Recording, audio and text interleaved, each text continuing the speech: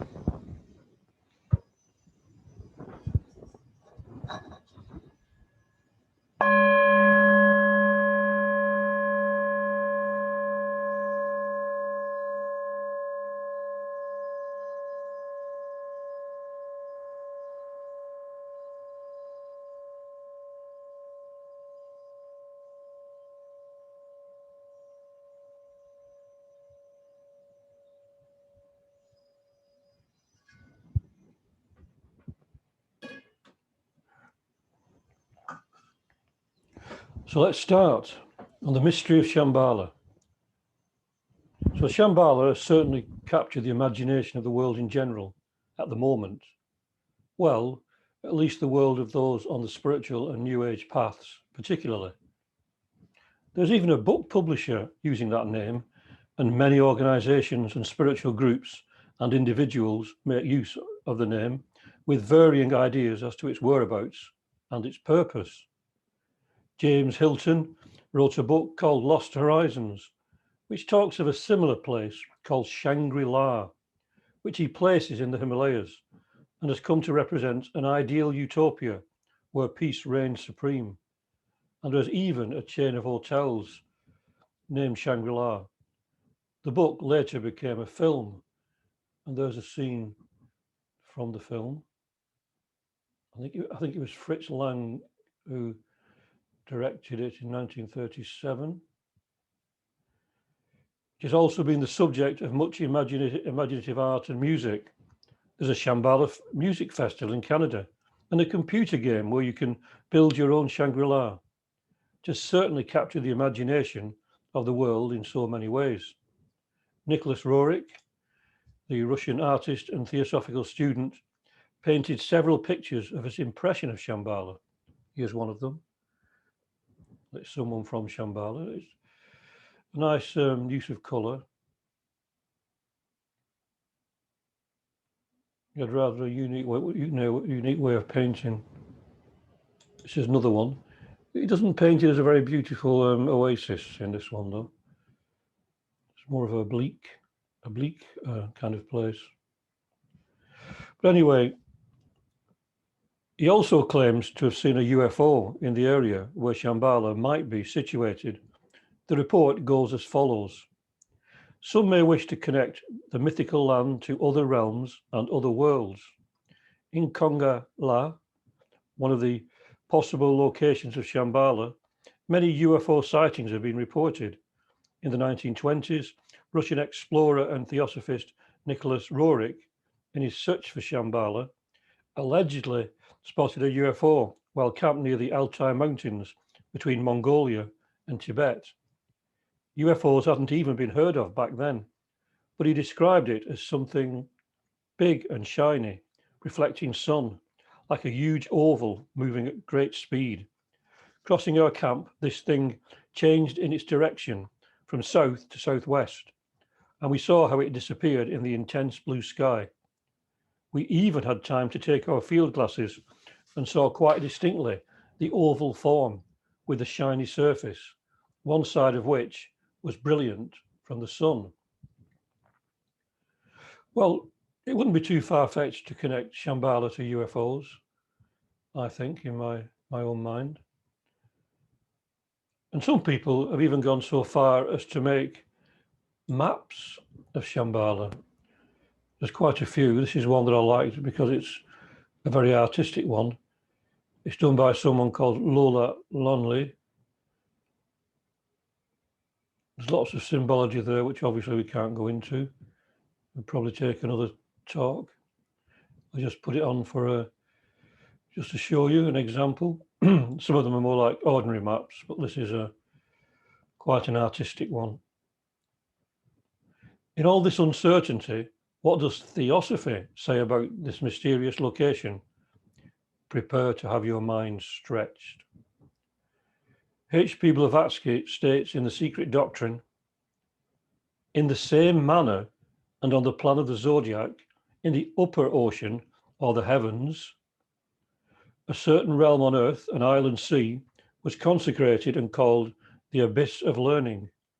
12 centers on it in the shape of 12 small islands, representing the zodiacal signs, 2 of which remained for ages the mystery signs, and were the abodes of 12 hierophants and masters of wisdom. This sea of knowledge or learning remained for ages there, where now stretches the Shammo or Gobi Desert.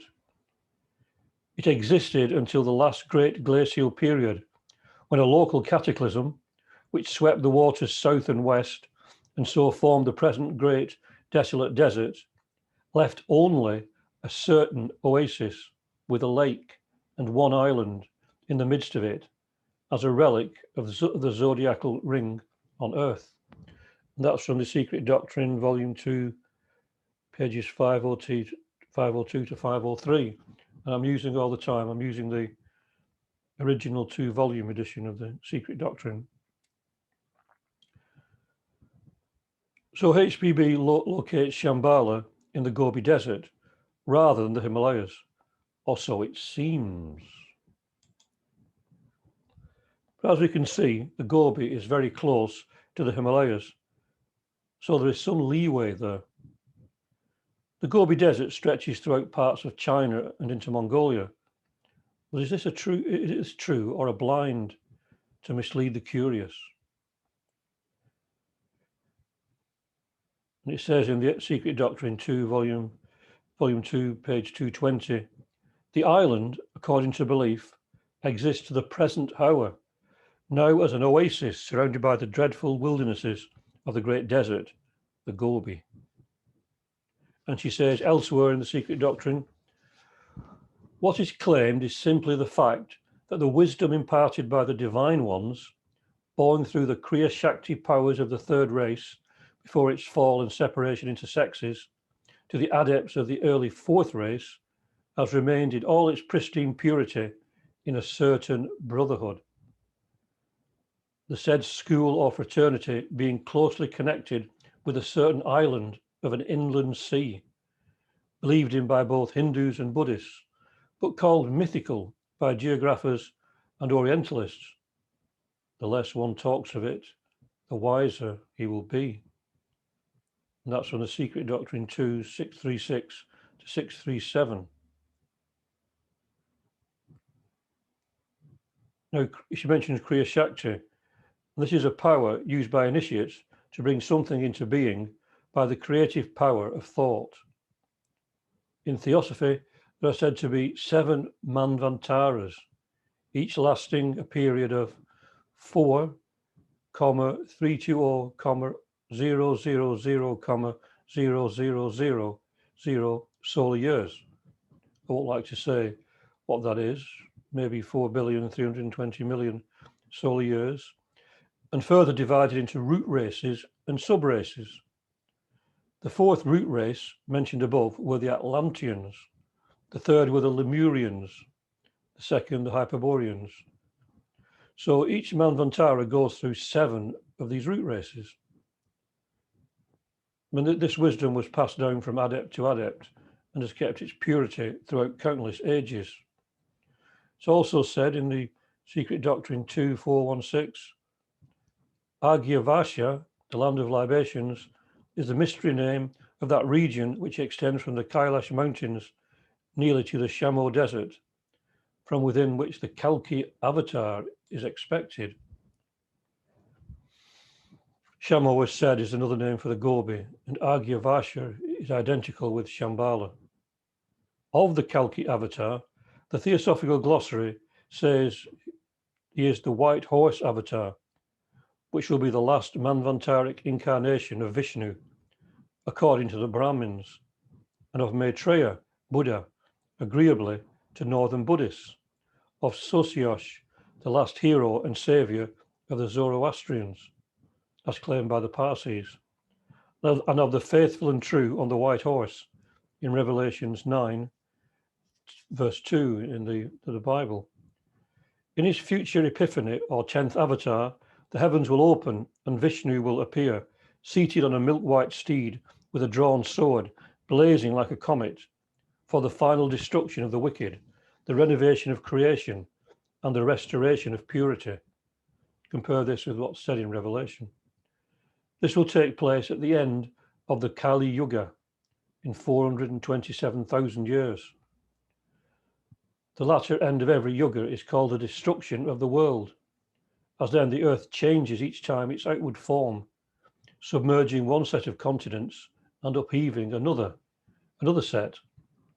And this, of course, happened with Hyperborea, Lemuria, and Atlantis. Now, many spiritual and New Age groups say that the time of Maitreya is due, but Hindu theosophical teachings and Buddhist teachings say otherwise.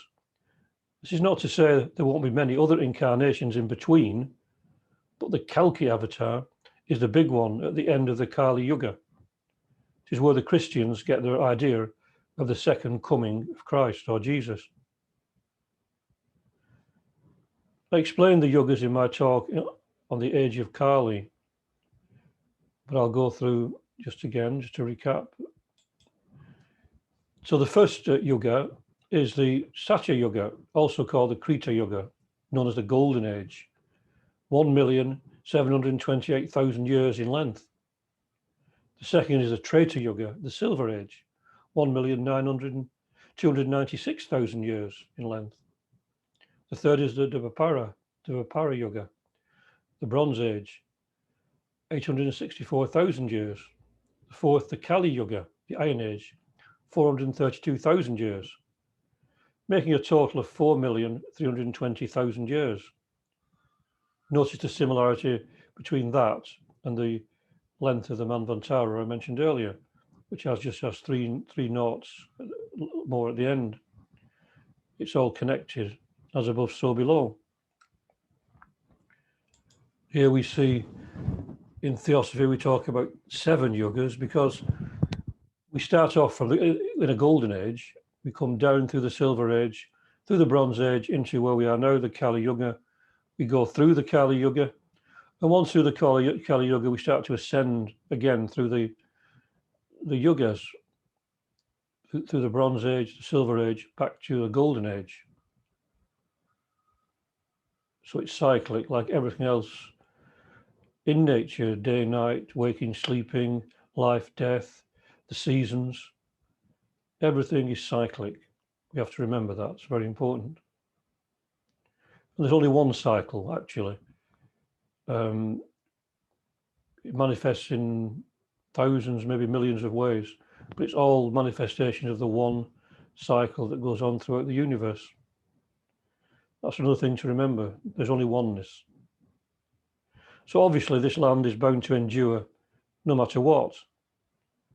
But just when you think you have located it, H.P. Blavatsky writes, every 7th year, these teachers are believed to assemble in Shambhala, the happy land. That's the adepts, the masters of wisdom. According to the general belief, it is situated in the northwest of Tibet. Some place it within the unexplored central regions, inaccessible even to the fearless and nomadic tribes.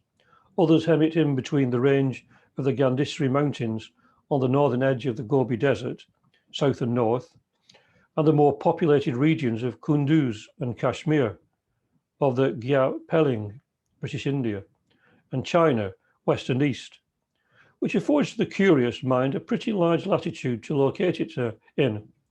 Others still place it between Namo Nur and Kwenlun Mountains, but one and all firmly believe in Shambhala and speak of it as a fertile, furry-like land, once an island, now an oasis of incomparable beauty, the place of meeting of the inheritors of the esoteric wisdom of the godlike inhabitants of the legendary island. That's from an editorial appendix by H.P. Blavatsky in the Theosophical Articles, Volume 3, page 333, published by the Theosophy Company, United Lodge of Theosophists. So I think this uncertainty is to mislead people a little bit so that, you know, people won't go looking for it. And, well, they wouldn't find it anyway, but it's it puts a certain uncertainty in the mind.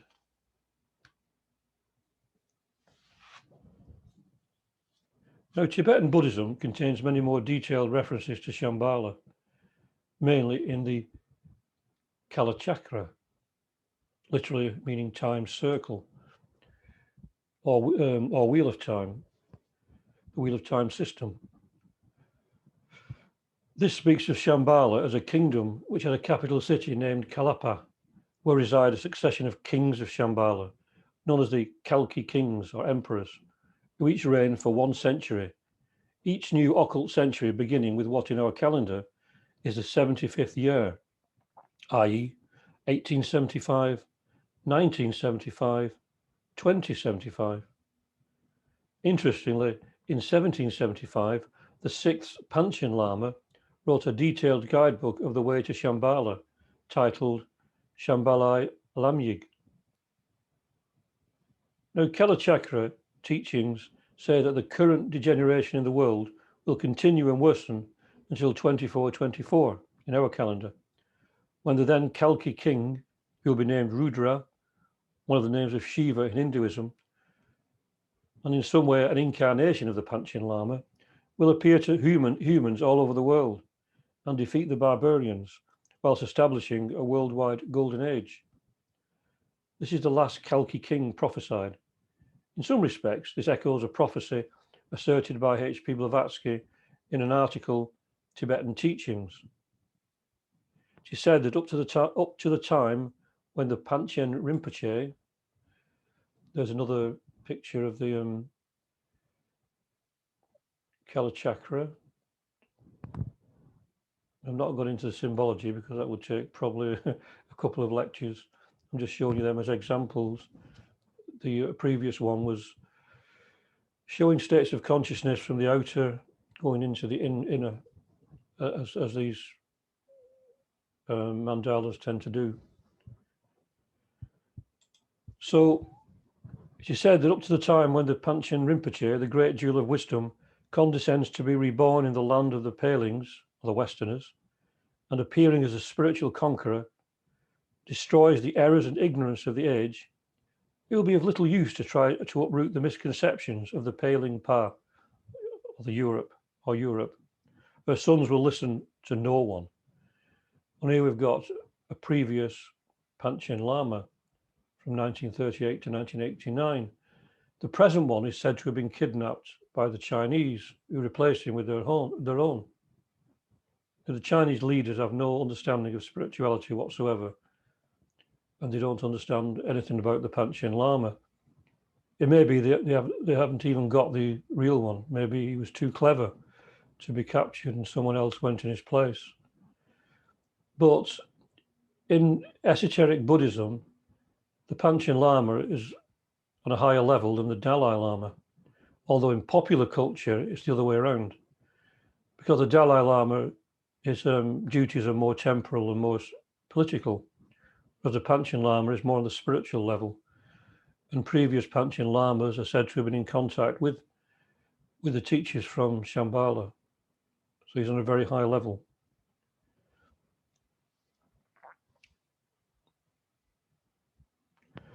So it says that her sons will listen to no one in European people. Well, it's true that most don't, but fortunately some do. I don't really know the significance of the year 2424. The numbers add up to 12, which could be connected to the 12 signs of the zodiac mentioned earlier, and 1 and 2 is 3, which suggests the triad that exists in most religions: Brahma, Vishnu, and Shiva, creator, preserver, a destroyer, or regenerator, which is in Hinduism, and Father, Son, and Holy Ghost in the Christian religion. But it also refers, I believe, to the end of a cycle and the beginning of another one. It is interesting to note that this quote mentions the start of a golden age. Well, the golden age is not meant to commence for 427,000 years at least, more than that, because of the other ages that we have to go through. But within this time, there are many wheels within wheels, as we can see from many civilizations that had their golden ages and then gradually degenerated. For example, Egypt, Rome, many other places. Even we have had our golden ages and dark ages in our lives, even in a day sometimes, as above, so below. Because, as I mentioned earlier, everything comes in cycles. So some people have terrible lives from birth to death. These people can be said to be living an age of Kali for the whole of their lives. Other people have wonderfully blessed lives, a lot to do with karma, of course. And these can be said to be living a golden age. But most of us, we have a mixture. Some parts of our lives are very bad, and they are an age of Kali. Other parts of our lives are really good, and some are in between. They're like the bronze and the silver ages. But even in a day or an hour, we can have a terrible moment in an hour, which could be said to be a miniature age of Kali, or something wonderful might happen, and that's a golden age. As above, so below. It's all to do with consciousness.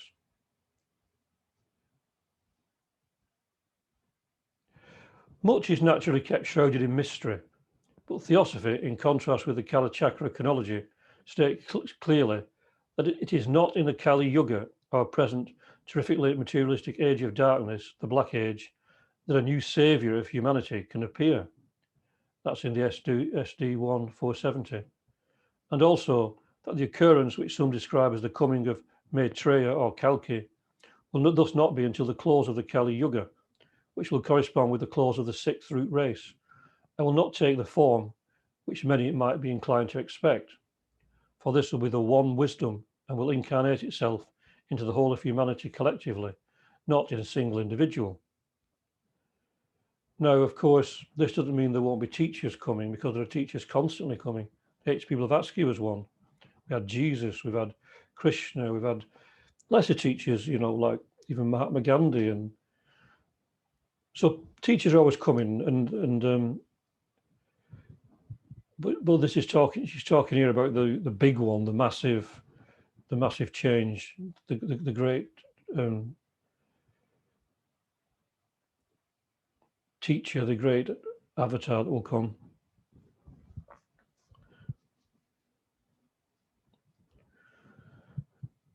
And that's from Lamas and Druzes by H.P. Blavatsky, Theosophical Articles, Volume 3, 288, page 288. Now, it's also said that a wondrous being lives there, known as the Silent Watcher. And in The Secret Doctrine, H.P. Blavatsky says, He is the initiator, called the Great Sacrifice. For sitting at the threshold of light, he looks into it from within the circle of darkness, which he will not cross, nor will he quit his post to the last day of this life cycle. Why does the solitary watcher remain at his self-chosen post? Why does he sit by the fountain of primeval wisdom, of which he drinks no longer? As he has naught to learn which he does not know. Aye, neither on this earth nor in its heaven. Because the lonely, sore-footed pilgrims on their way back to their home are never sure to the last moment of not losing their way in this limitless desert of illusion and matter called earth life.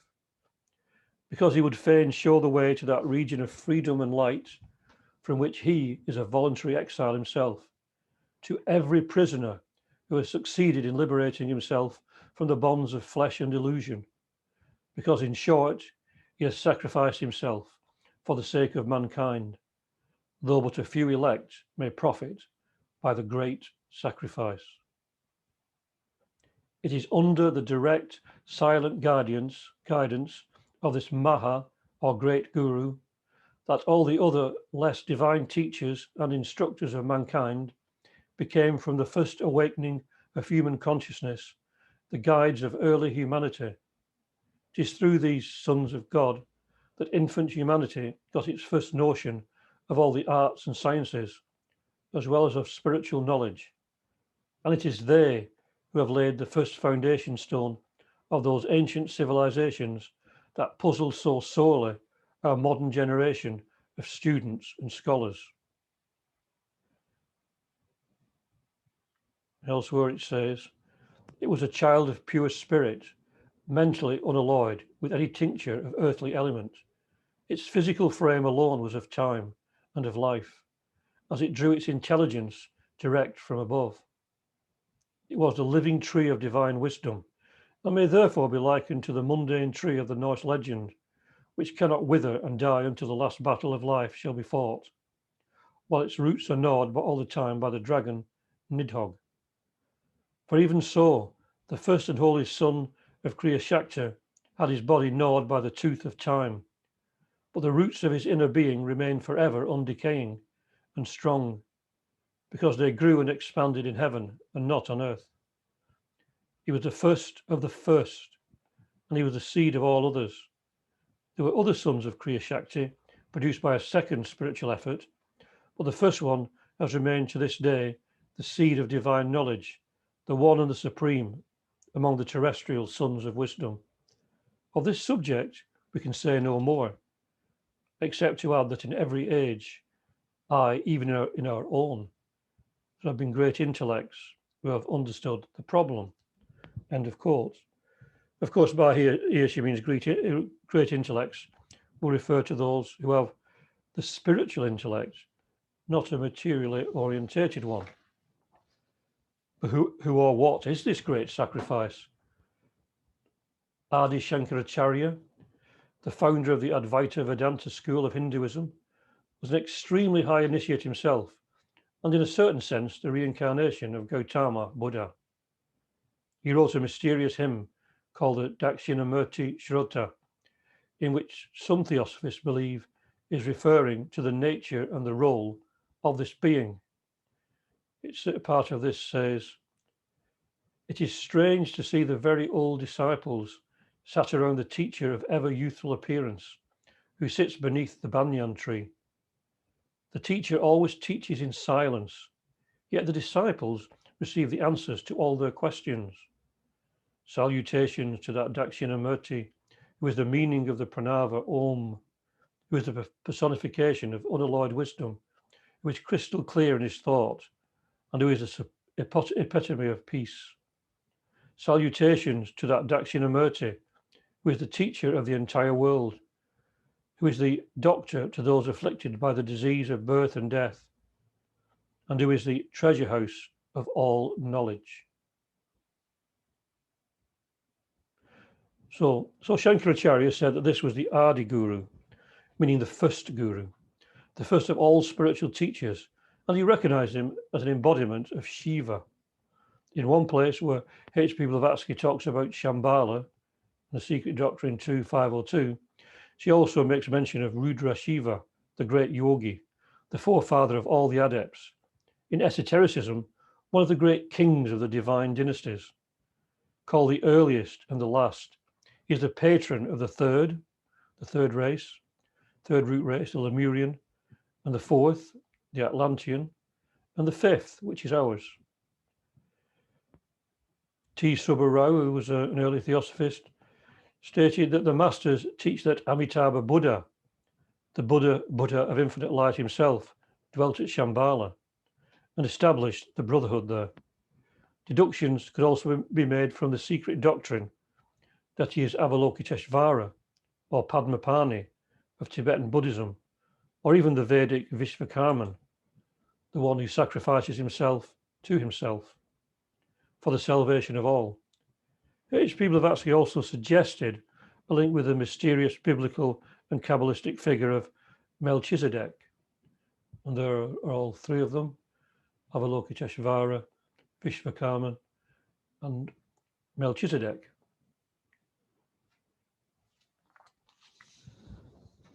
Another interesting point mentioned is that this will be the one wisdom and will incarnate itself in the whole of humanity, collectively, not in a single individual. So we tend to think of wisdom coming, or teachers coming in human form. This isn't always true. Now, Tsongkhapa, the great Tibetan reformer of the 14th century, who founded the Gelugpa or Yellow Cap sect of Buddhism, initiated the edict that the last 25 years of every century, someone would come to try to awaken humanity to spiritual truths. The Theosophical Society was founded in 1875 and was that movement for the end of the 19th. And I think it was 1875, it was Mesmer and Cagliostro and Comte de Saint-Germain. So many people ask, well, what happened then in 1975? But as hinted, it is not always a person, but a spiritual impulse, which could be seen at the end of the last century, with the influx of spiritual teachings coming from the East and from the West too. And also there may be an individual that we haven't recognized yet. There are many, many teachers that came. Maybe certain people have recognized a teacher and many of us haven't. So it may also be asked why Shambhala cannot be seen in modern times, now that we have planes that can fly over the Gobi Desert and the Himalayas.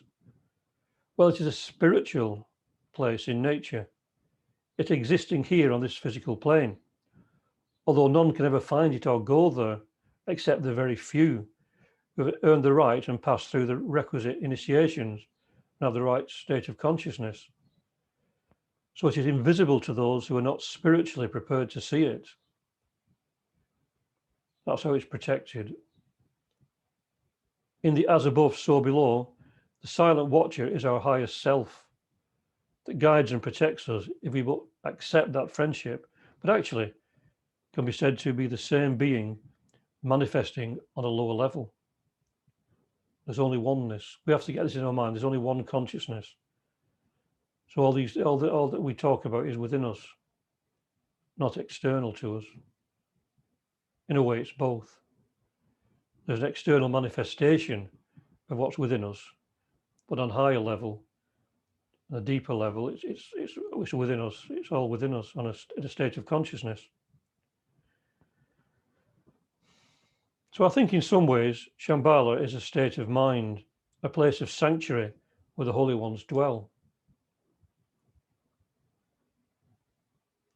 There's only one consciousness in the universe, so all the holy ones are not separate from us. So the silent watcher does dwell within us. Perhaps this state of mind is manifest as an actual place somewhere, or is it everywhere? H.P. Blavatsky said, reduce everything to states of consciousness. Perhaps that is one of the greatest hints that she gave to us. Reduce everything to states of consciousness, everything to states of consciousness. Here we see a rather new agey but beautiful representation of Shambhala. If Shambhala exists on a spiritual level, but also manifests through Kriya Shakti, maybe as a physical place, then it exists everywhere, because something on a spiritual level is not limited to a certain place or time. It is beyond all of those designations. So it is within us as a place of sanctuary. And I'll finish with a bit of practical advice. Gottfried de Perucker, he was an early member of a certain branch of the Theosophical Society, says in the Book of Golden Precepts that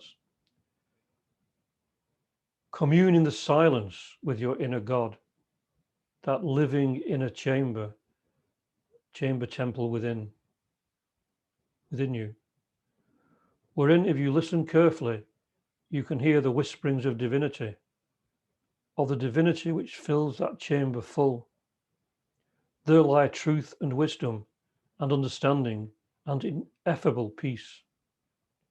Open the portals of your human selfhood to the rays from the divine sun within.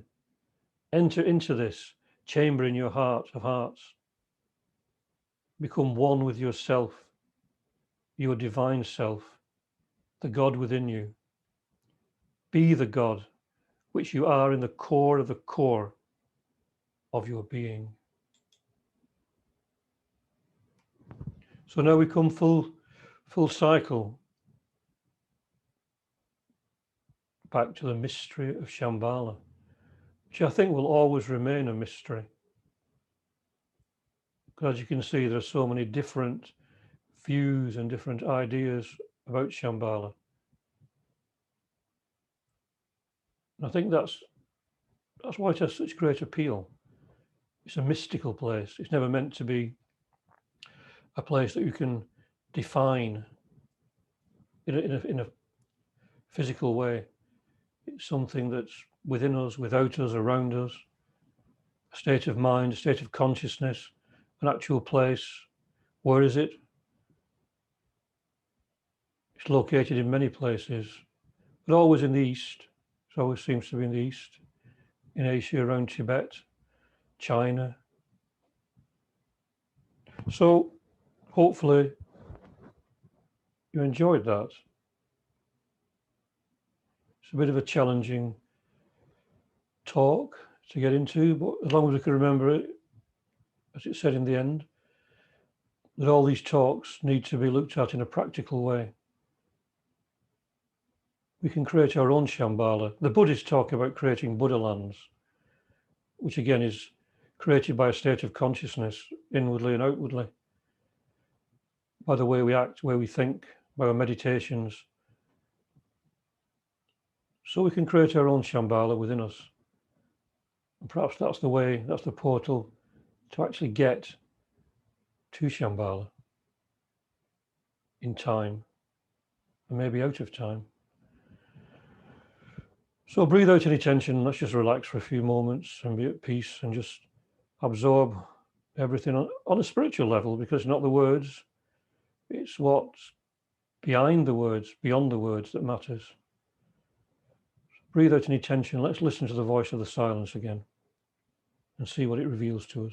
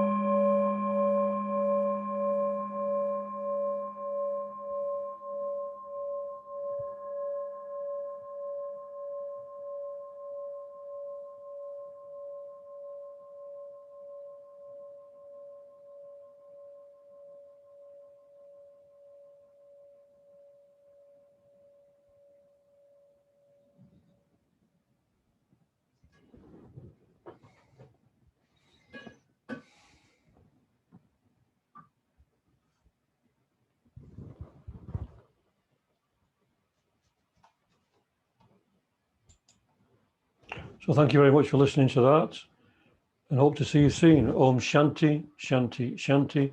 Peace, peace, peace. Peace on earth and goodwill to all beings.